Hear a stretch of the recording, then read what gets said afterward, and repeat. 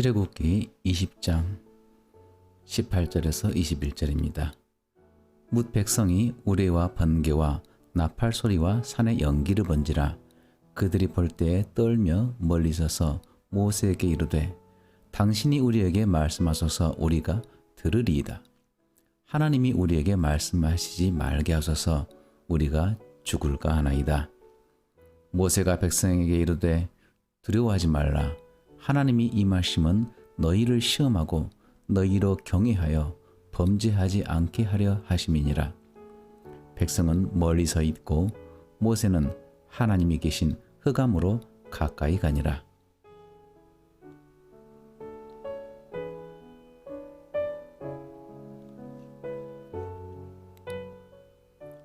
하나님은 사랑이십니다. 하지만 하나님은 사랑인 동시에 공의의 하나님이시기도 합니다.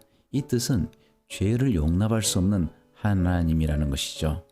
출애굽기 20장에서 하나님께서 백성들에게 나타나시는데 그곳에 천둥과 번개가 치며 나팔 소리와 함께 연기가 타오릅니다.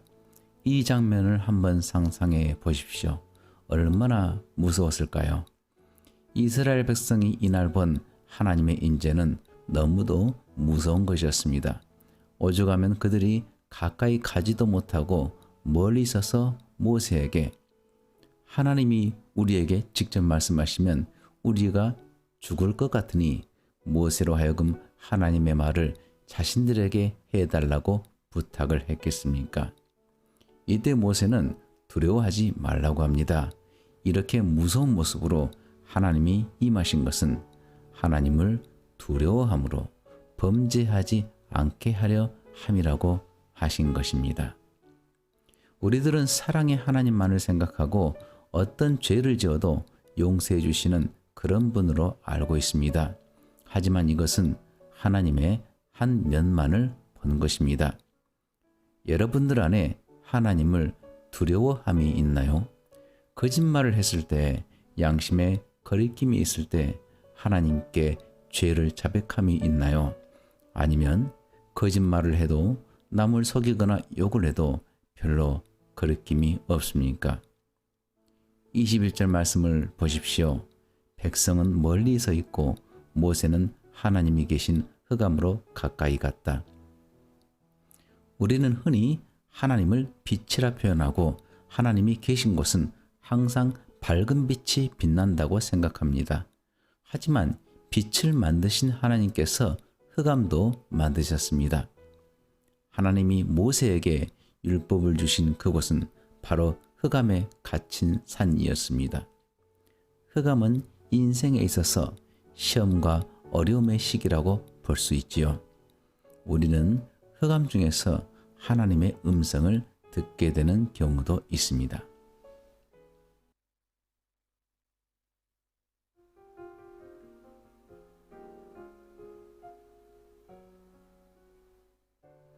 어떤 분과 제가 믿는 신앙에 관해서 이야기를 하게 되었습니다. 그분은 천주교인이었지만 동시에 무신론자였습니다. 하나님을 믿지 않는 분이었는데 이런 대화를 했죠. 그 사람은 이렇게 얘기를 했어요. 죽으면 모든 것이 끝나야 돼요. 다시 태어나는 윤회설도 필요 없어요. 죽으면 완전히 끝나야지 왜 부활이 있고 심판이 있다고 하나요? 절대 그런 일은 있을 수가 없고 있어도 안 돼요. 그리고 지옥이 있다고요? 지옥이 뜨겁다고 하는데 처음에야 뜨겁겠지만 그것도 적응되면 괜찮아질 것 같아요. 이렇게 저에게 이야기를 했습니다. 이런 생각을 가지게 된 이유는 현재 자신이 살고 있는 삶이 타락한 삶이기 때문입니다. 죽으면 모든 것이 끝나고 없어져야지 죽은 후에 심판을 받게 되면 지옥에 가게 될 것이므로 그 불못에 대한 두려움 때문에 하나님의 심판에 대한 두려움 때문에 이렇게 생각하고 싶은 것입니다. 죄를 좀 지으면 어때? 죄 짓고 하나님께 용서해 달라고 하면 되지. 하나님은 사랑의 하나님, 용서의 하나님이잖아. 이렇게 스스로를 위로하면서 죄를 지어도 된다고 생각합니다.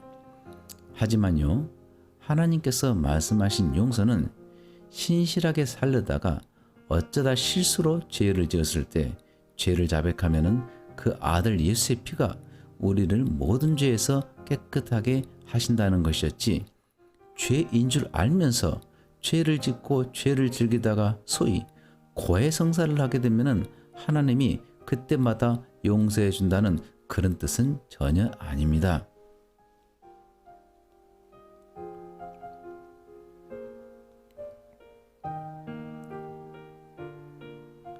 출애굽기 24장입니다. 또 모세에게 이르시되 너는 아론과 나답과 아비후와 이스라엘 장로 70명과 함께 여호와께로 올라와 멀리서 경배하고 너 모세만 여호와께 가까이 나오고 그들은 가까이 나오지 말며 백성은 너와 함께 올라오지 말지니라. 하나님께서는요, 율법을 주시기 위해서 백성을 부르시는데 부르시는 방식이 참으로 독특합니다. 하나님이 계시는 거룩한 산에 올라오는 사람에 대한 제한을 두시는 것입니다. 첫째로 여호와께 가까이 나오는 모세가 있고, 둘째로 산에는 올라왔지만 여호와께 가까이 올 수 없는 아론을 비롯한 70인의 장로들이 있고, 셋째로 아예 산에 올라올 수도 없는 그런 백성들이 있습니다. 하나님께 나아가는데 이렇게 세 단계로 명백하게 구분이 되는 것이죠. 출애굽기 24장 9절입니다.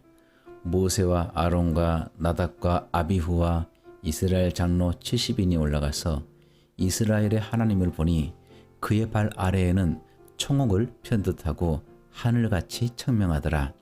하나님이 이스라엘 자손들의 존귀한 자들에게 손을 대지 아니하셨고 그들은 하나님을 뵙고 먹고 마셨더라.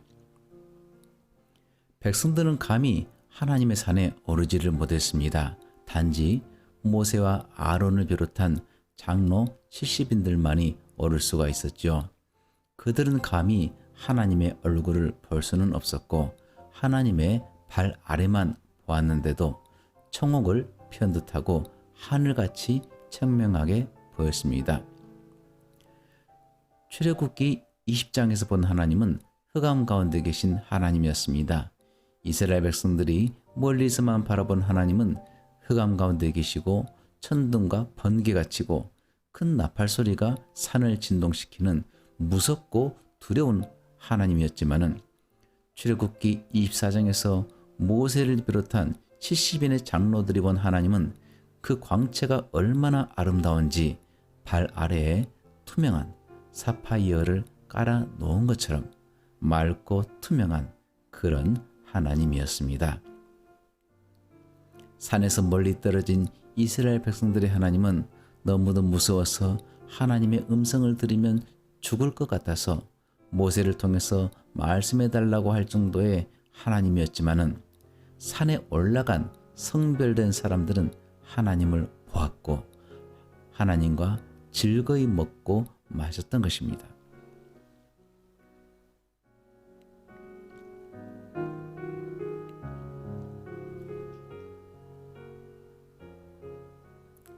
우리에게 있어서 하나님은 어떤 하나님인가요? 항상 두렵고 떨리는 그런 공포의 하나님인가요? 죽음에 대한 공포로 내세에 닥칠 심판을 생각할 때 차라리 내세가 없으면 좋겠다고 생각이 되는 그런 하나님인가요? 이런 사람은 자신의 신앙을 점검해야 합니다.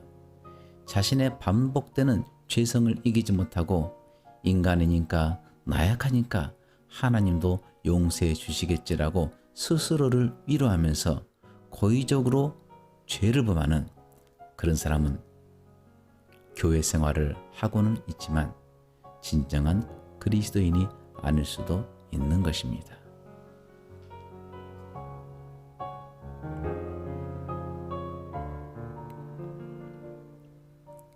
요한일서 1장입니다.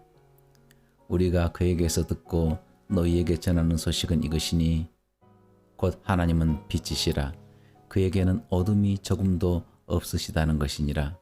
만일 우리가 하나님과 사귐이 있다 하고 어둠에 행하면 거짓말을 하고 진리를 행하지 아니함이거니와 그가 빛 가운데 계신 것 같이 우리도 빛 가운데 행하면 우리가 서로 사귐이 있고 그 아들 예수의 피가 우리를 모든 죄에서 깨끗하게 하실 것이요.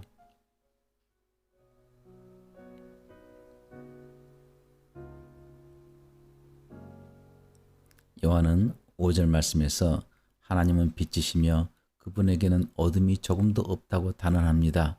그럼에도 불구하고 하나님을 어둠 가운데 보고 있다면 그것은 바로 그 사람이 어둠 가운데 행하고 있기 때문입니다. 지금 하나님과 친밀한 관계에 있다고 말은 하면서 어둠을 경험하고 있다면 이것은 거짓말을 하고 있는 것입니다. 때문에 7절 말씀에서 하나님께서 빛 가운데 계신 것처럼 우리도 빛 가운데 행하면 예수의 피가 모든 죄에서 깨끗게 하실 것이라고 말씀하시는 것입니다. 여기서 순서를 주목하시길 바랍니다. 죄를 깨끗하게 함을 받는 것이 먼저가 아니라 빛 가운데 행하는 것이 먼저입니다. 구원받는 것은 은혜로 받는 것이고 자신의 행위와는 관계가 없는 것입니다. 하지만 구원받은 후에 매일 생활 가운데 죄 용서함을 받기 위해서는 먼저 자신이 빛 가운데 행해야 되는 것입니다. 하나님은요, 우리에게 빛 가운데로 걸어가라고 말씀하십니다. 원리는 간단하죠. 하나님은 빛이시기 때문에 어둠으로 가실 수가 없습니다. 때문에 우리가 어둠 가운데 행하며 죄를 짓는 자신을 쳐서 복종시켜서 빛으로 나와야 비로소 아들 예수의 피가 우리를 모든 죄에서 깨끗게 하실 수가 있는 것입니다.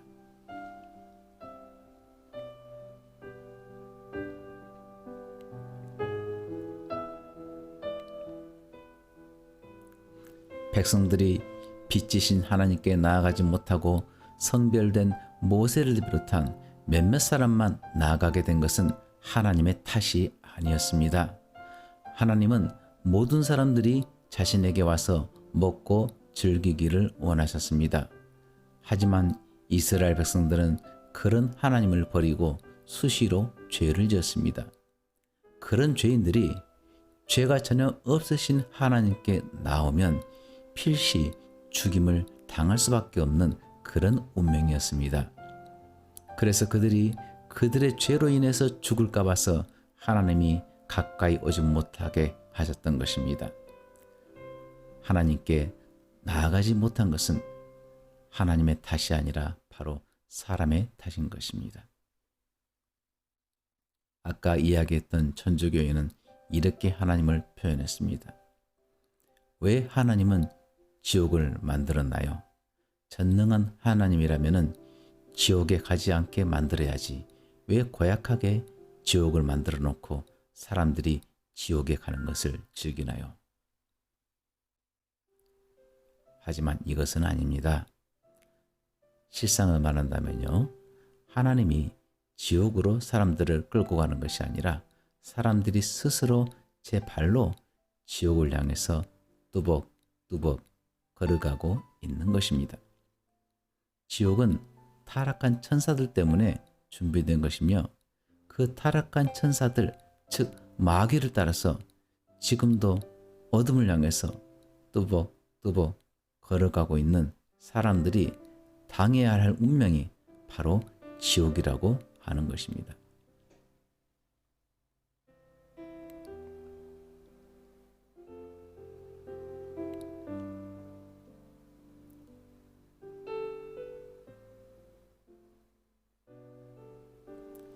여러분은 하나님의 거룩한 산 어디쯤 와 있나요? 백성들처럼 산 아래에서 자기의 죄악 때문에 감히 가까이 하지 못하고 멀리서만 바라보고 있지 않습니까?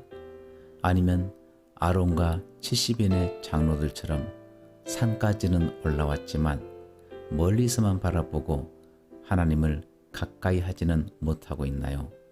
아니면 모세와 같이 거룩한 산 높이 올라가서 하나님을 뵙고 그분과 친밀히 대화하는 그런 삶을 살고 있나요? 자신을 점검해 보세요. 그 누구의 핑계도 되지 말기를 바랍니다. 어떤 환경 때문에, 어떤 형제 때문에, 어떤 자매 때문에 내가 어둠에 있는 것이 아니고 내가 어둠을 좋아해서 빛으로 나오지 않고 있는 것입니다. 나는 지금 어디에 있나요? 그저 목적도 없이 이유도 없이 세상에 끌려다니는 이스라엘 백성들과 같은 그런 삶을 살고 있지는 않습니까? 어둠의 삶에서 벗어납시다. 어둠의 습관에서 벗어납시다. 스스로 벗어나서 빛으로 나오며 의에게 자신을 드리기로 결단하십시오. 이제 다시는 이런 죄악된 삶을 즐기지도 않을 것이고 어둠 가운데 행하지 않을 것이며 고의적인 그런 죄를 자주 짓지도 않을 것이며 빛된 삶을 살겠다고 결단하시기를 바랍니다. 이런 삶을 결단하게 될 때 빛으로 나아가게 되고 그 아들 예수의 피가 우리를 모든 죄에서 깨끗게 해 주실 것이며 결국에는 거룩함에 이르게 인도해 주실 것입니다.